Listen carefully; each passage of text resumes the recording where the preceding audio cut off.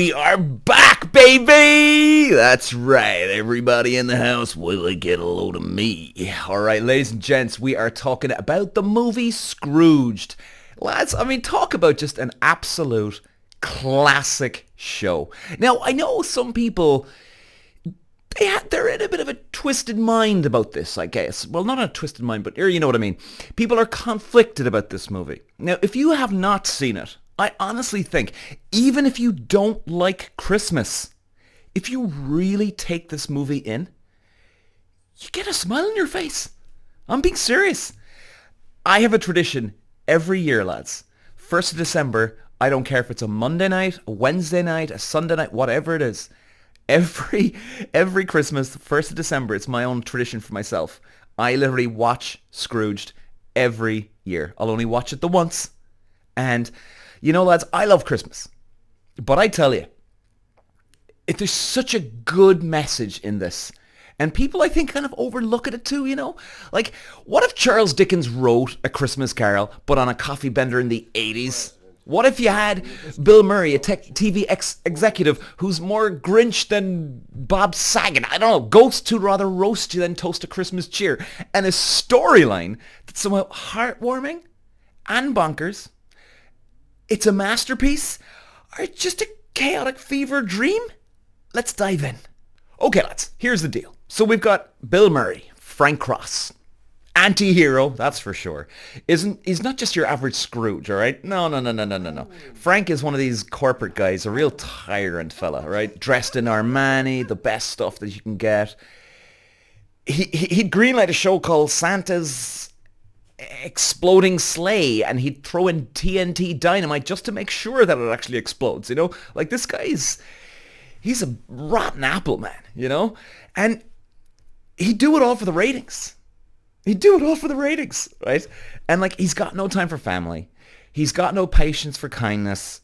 Absolutely no idea how to smile without scaring someone to death. He's a complete a-hole to his his secretary, right? She's just miserable. You know, maybe you can relate to this. Maybe you've got a boss or a manager that is just like this, you know? And Frank is basically like every middle manager you'd sending emails at 3 a.m. Let's circle back on this, lads. Come on, let's get this done. And he'd expect everything for it, right?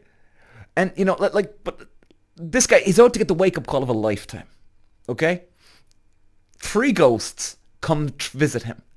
Kind of a sort of a redemption holiday he goes on. Now, lads, this is where the genius really kicks into this. I mean, it's just modernize A Christmas Carol. They threw in a blender with neon lights, slapstick comedy, kind of like almost like Naked Gun, right? Which we're going to do a review on that, by the way, too. Awesome shows. A healthy dose of existential dread, lads. The ghost of Christmas, past, present, future. I mean, forget the gentle guides from the Dickens novels, lads, if you've ever read them. Forget them. Toss them out.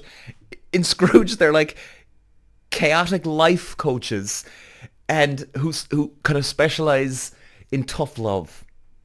That's really what he kind of is, you know?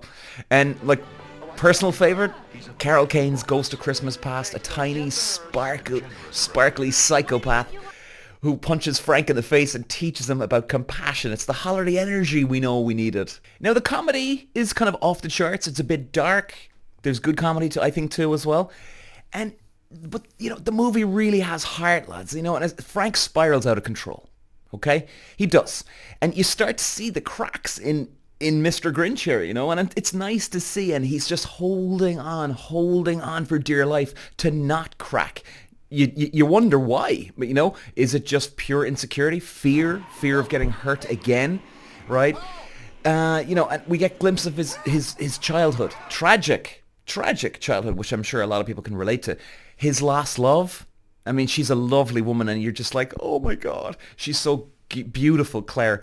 And, you know, a soft-sided burial underneath years of cynicism, lads. It's like watching your snarkiest friend try not to cry at a puppy video, you know?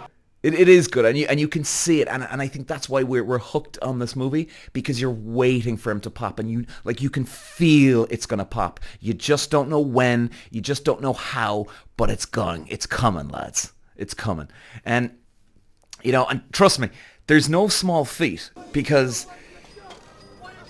at the start of the movie, Frank is as likable as a fruitcake left out in the summertime here. And then we get to the grand finale, lads. I mean, this is just such a heartwarming ending of any movie. And even for me, my tradition, right?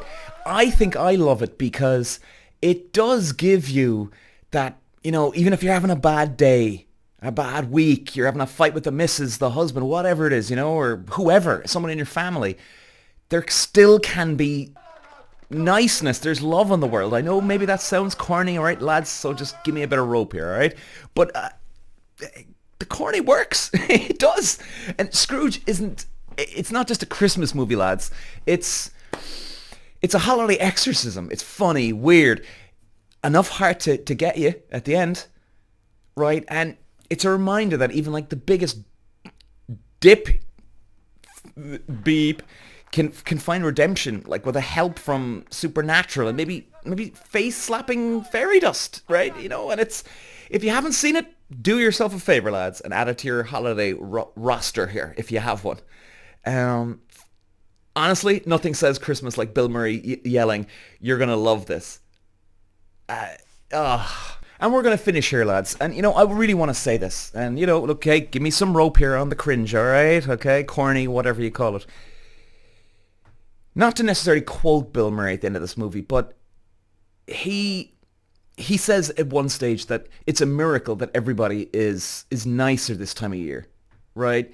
And look, if you believe in Christmas, if you don't, even for the people that don't believe in Christmas, if you think it's a big con and blah, blah, blah, okay? Look, I'm not trying to take the piss out of you here, but he is right. It is a miracle. I mean, can you imagine everybody being just that nicer to each other in the summertime? In January time? So no matter what, lads, even if you don't like Christmas, maybe it's because you do really want to believe in Christmas and you love Christmas. You just got burned by someone, right? And they ruined your Christmas, which, by the way, hey, it can happen. Oh, man. And, touch wood for all of us this year that you don't. But what if you could just open up a little bit more and just take in this movie, lads? And even the biggest a-holes in the world can still find a bit of joy. I'm signing off. Peter. Wow.